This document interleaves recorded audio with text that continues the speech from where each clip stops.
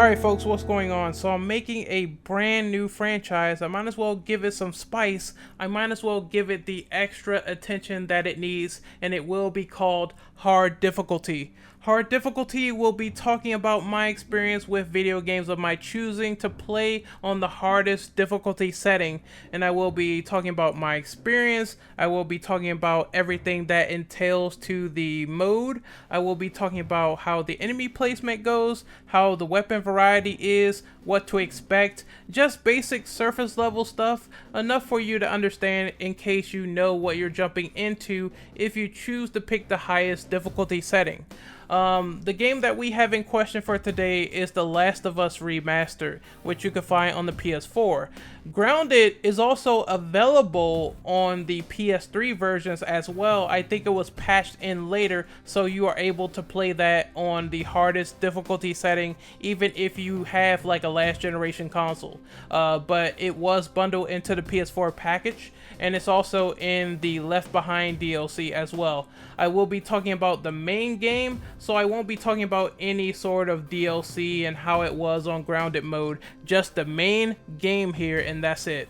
Now we're going to start off with what to expect. The first thing to expect, or I guess you can say you could already expect this on the last mode, which was Survivor, is the scarce supplies. You go around, you open up dressers, you open up lockers, you find things in the environment at a bare minimum, and that's how the game is designed. You will mostly be relying on your fists and stealth mechanics to save resources. And honestly, if you're really good at the game, if you really played the game like numerous times, then you should know how to kite and sneak around enemies at this point on Grounded. I don't think it's that much of a big deal outside of the mandatory encounters that you will face, and we will talk about that later.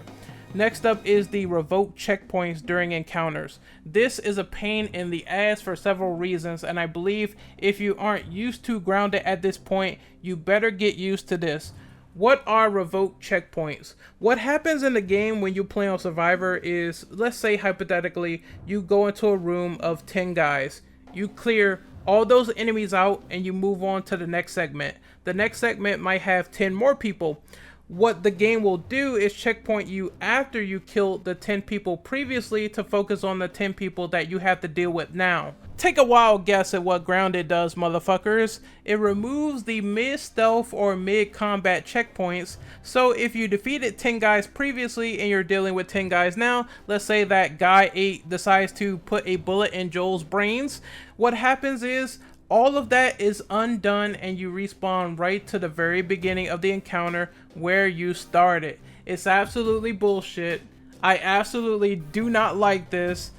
I think the prime example of this going haywire, going south, is when Joel is in the hospital with the Fireflies. It is absolutely nerve-wracking. You have to immediately get to the door where Ellie is in the long corridor, the surgery room. You have to get to that door in order to get the checkpoint. Otherwise, if you die beforehand, you go back to the beginning of the level. You have to be very vigilant. You have to be very precautious with this because it can really fuck you over in a tight jam when you think that everything is over at that point.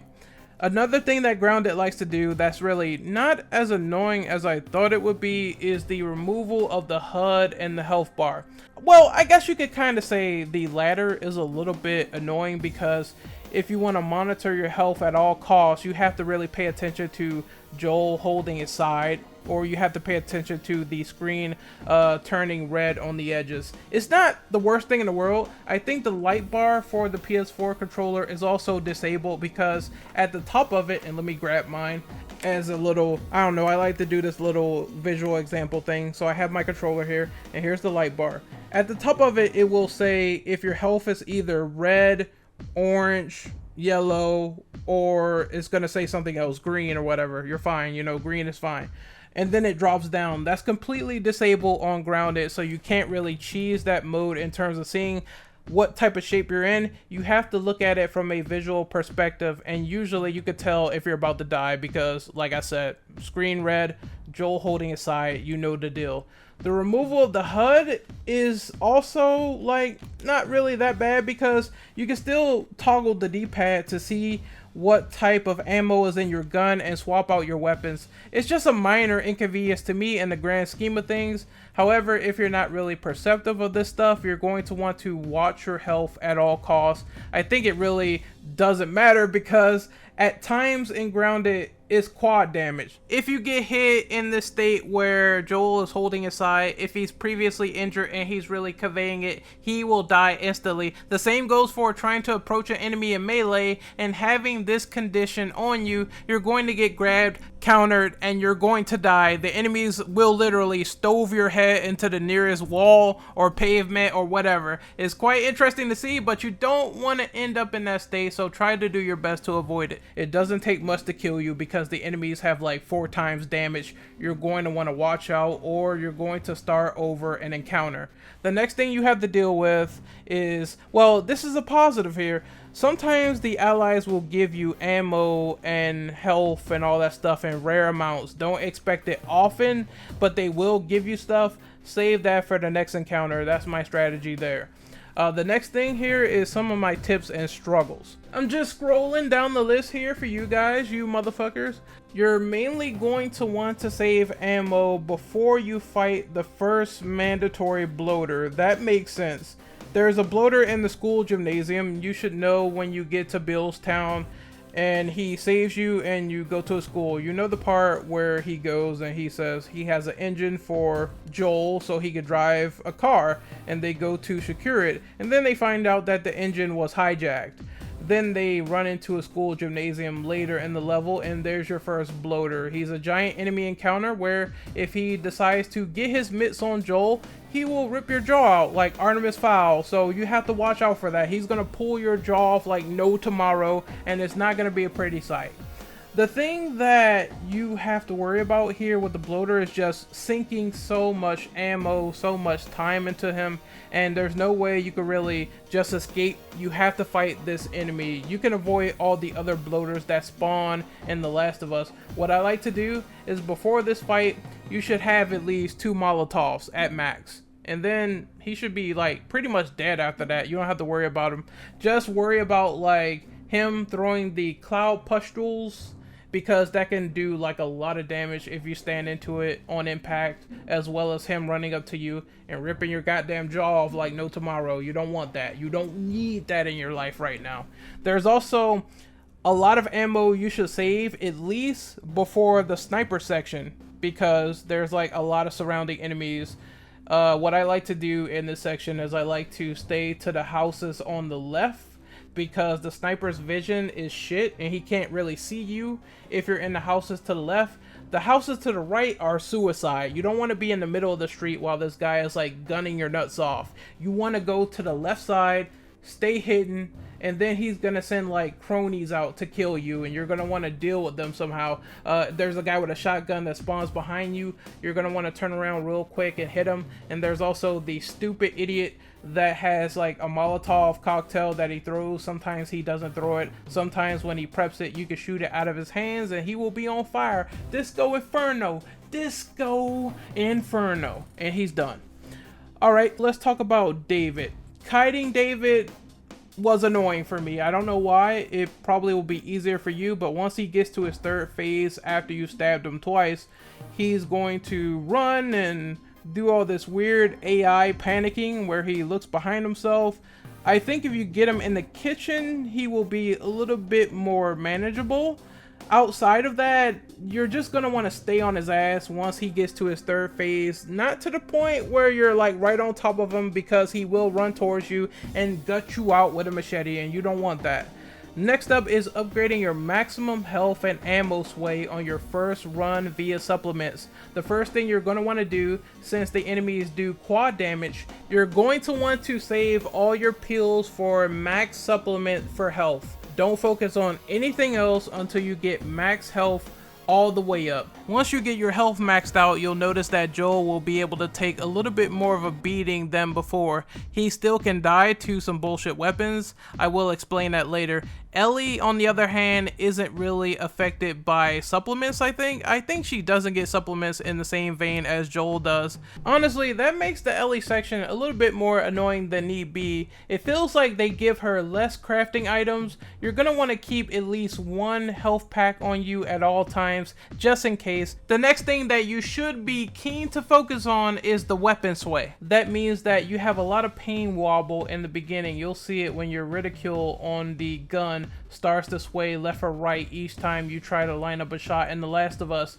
You're going to want to mitigate that by upgrading the supplement, and that makes your shooting better. That means you're missing less shots. That means you're saving more ammo, and that's a big upgrade. Let's get right into the ideal meal of the day: weapons. Weapons are vital to The Last of Us to ensure survival. You will get parts to upgrade these weapons all the way. I say once you get to tools level 5, because you need these toolboxes in order to upgrade your weapons. You're going to want to know where they are. So it goes from 1 to 5, and you can upgrade each slot depending on the toolbox that you have.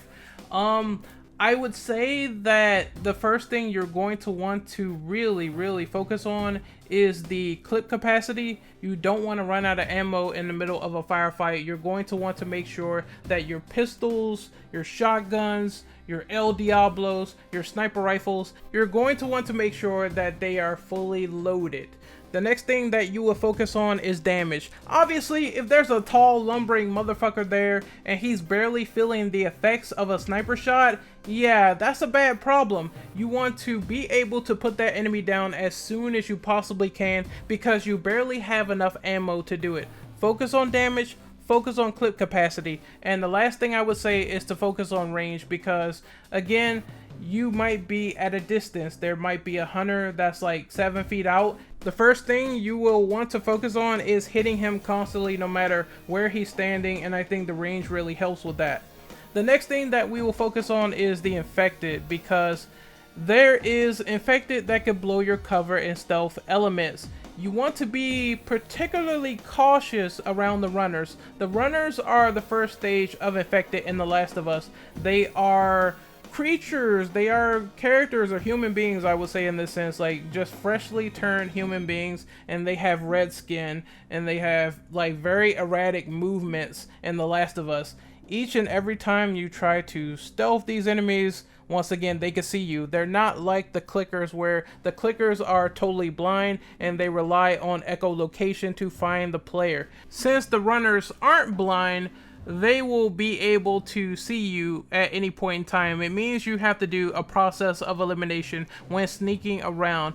Don't focus on the clicker if you see a runner. Take out the runner first, get him out of the way, and then focus on the clicker later. Once you get the bow and arrow, you can deal with humans and infected from a ranged distance, and it makes the game a hell of a lot easier if you're trying to stay quiet. Then again, there is always that creeping tension that yes, I could lose arrows in the process, and I really could need that for later. However, at the same time, I would say that you can have those moments where you shoot someone in the head with the arrow and the arrow does not break, so you can still pick it up. It's still a 50-50 shot, but it's worth noting. There's something funny that you can do, and this happens like later in the game as well, or it happens like mid-game too, because sometimes the enemies, the human enemies, they gain armor, helmets, and they have like flak jackets. Sometimes it's very annoying to deal with them. Sometimes you can actually just pull back your arrow and shoot them in the leg or the buttocks, and this will completely kill a human hunter who has armor on his upper body. I'm not sure if non-upgraded El Diablos and sniper rifles will achieve that same desired effect, but here's hoping. Maybe you could try it out, maybe you can experiment. One thing that is also very fucking annoying, dude, I really can't stand this shit. I threw bricks and bottle at a human hunter, and sometimes he just eats it. He eats the goddamn whole size brick like candy, fam. I am not exaggerating. One time I threw a brick at a hunter, he barely felt it, he ate it like it was fucking a mushroom for Super Mario, and he managed to KO me right then and there when Joel was at moderate health. It like happens at the back of the shop when you're getting chased by the giant gun tank or whatever. Once you're running, there's a guy that will eat a brick or a bottle. You have to be careful around him. Clickers also, they like to eat bricks and bottles a lot. If you're going to hit one with a brick, make sure you do the 3 combination melee where Joel hits him with a brick once, twice, and then the third time he finishes the clicker off. Otherwise, what happens is if you miss once and then Joel hits him like on first contact, when it's like a 3 combo animation, the clicker will punch through it and kill you immediately. You have to watch out for crazy AI shenanigans with the clickers. They tend to either power right the fuck through everything if you're attacking them and they don't feel it and you just get insta kill. You have to mainly watch that enemy as well during the whole phase of grounded. It's not a joke. On the plus side of this, there is exploits to the AI, and I noticed this with the Stalker. The Stalker is an enemy that has like these fucking big ass mushrooms protruding out the 4 head, the 5 head, the 11 head. You just see it from a mile away. They like to hide and run away from Joel, and then when you get close to an area, that's when they decide to attack. When you're fighting a Stalker, you can simply, if they're running like straight towards you and you're backing up, they will do this charge up hit where they stretch their arms out, they try to hit Joel, but they miss. Just keep backing up and then counterattack, and that's how you deal with Stalkers. The AI can be dumb sometimes in The Last of Us. There are segments where you could use it to your advantage. People run into walls. AI just doesn't really function right on their particular routes. It is a hilarity if you're sneaking around the area and you see bad AI. Take it to your advantage, man. Use it to your full advantage to get past these very brutal segments. I would say that you can also run through some segments as well. The segment in the basement where the bloater spawns, I think is at the Bighorns University. You can completely run through that level, or you can stun the bloater, use the key card, get out of there really quickly, and you don't have to fight any of the enemies. Or if you do fight the enemies, it's like at bare minimum. You could also run away in the sewer segment when you have Sam and Joel, and you know they're trapped behind this whole door and everything. Henry's trying to get in. He's like, I need my brother, man. I gotta save my brother. All that sort of shit. That happens, and then enemy spawn, the Stalker spawn. I managed to run through that entire area, go to the final area where you have to boost up Sam, and then I didn't have to really deal with any of that shit. I'm serious, man. It's like playing Urban Mousetrap. Just try to run through those segments. If you don't want to deal with them, if you don't want to waste ammo, you can do that in this game in some certain aspects. Other aspects you can't. You can't just steamroll through everything, so be on guard. From what I remember, there's also one more spot that you can cheese. When Ellie first gets the sniper rifle and Joel says, you gotta use it like this, she says, oh, I shot a gun once at rats, it was BB guns. And he's like, rats? Well, this is the real thing. This part, there's like an office building somewhere in the environment. Eventually, I just got tired of trying to stealth kill everyone, and I decided to go to this office building that's on top of this like balcony. It's like a truck there as well. There's an office building as soon as you climb up this truck, and you can jump right in there, assuming if you don't get spotted first. What I did was I killed the enemies in that area, and then I fired a bullet so they know where exactly my location is, and then they all stormed the room, and I took them out like one by one by one. This is what you want to do on this segment. There's a couple of enemies that have a sniper rifle, and once again, like I said, I will get to the enemy damage segment later in the video. But next up, let's see what we got here. Let's see what we got. I think we're done with like giving tips and tricks to people who are struggling with the hardest segments in Grounded. Next, I guess we can finally talk about those damage parameters. So what this is, damage parameters, basically when an enemy has a gun, you are killed or not killed by certain weapons in the game that they are wielding. These guns will one-shot Joel or they won't one-shot Joel on Grounded mode. Let's talk about the guns that don't one-shot Joel.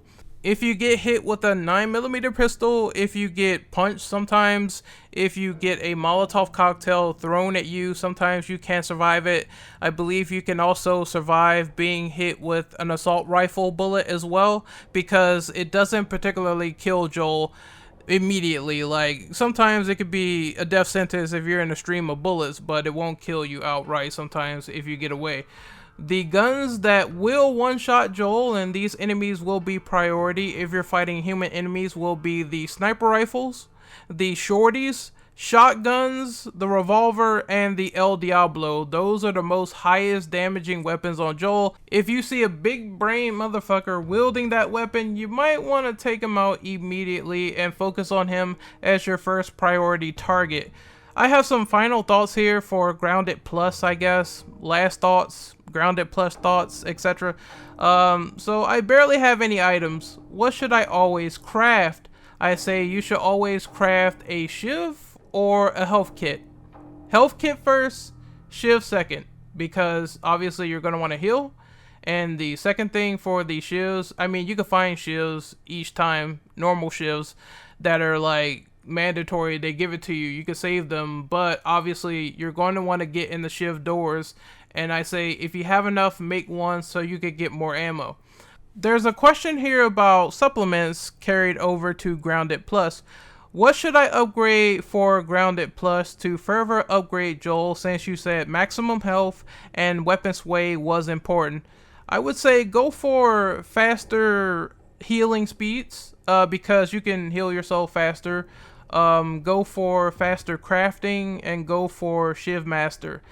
I would say Shiv Master is probably an important one, because if you're grabbed by a clicker, you can use a Shiv to immediately save yourself instead of getting insta-killed.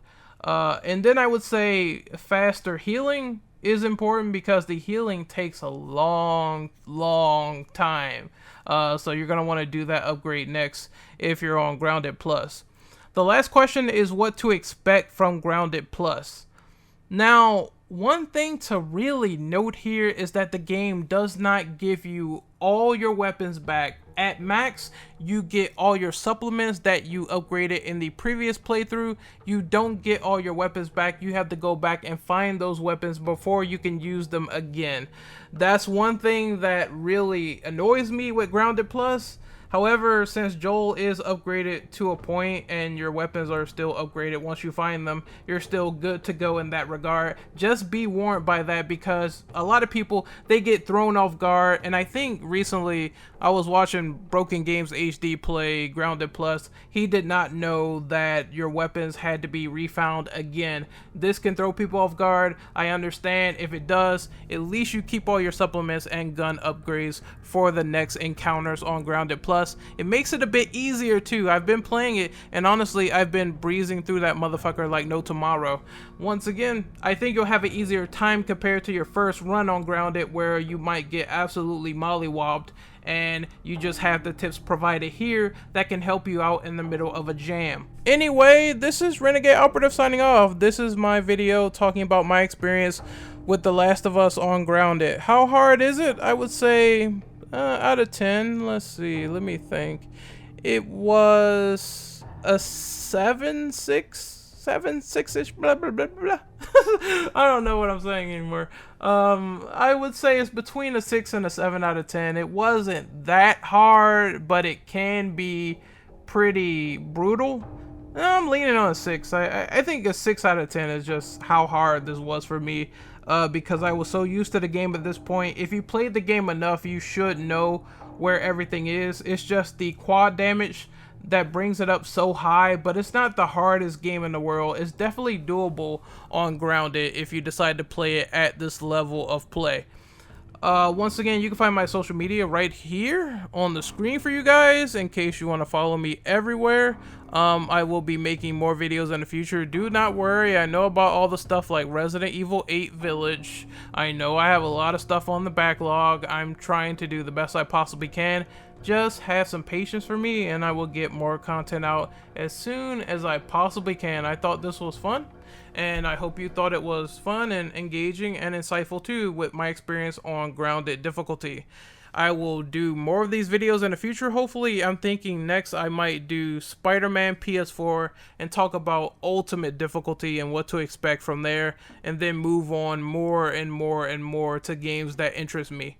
Anyway, I'm signing out. See you later. Take care, and once again, stay safe.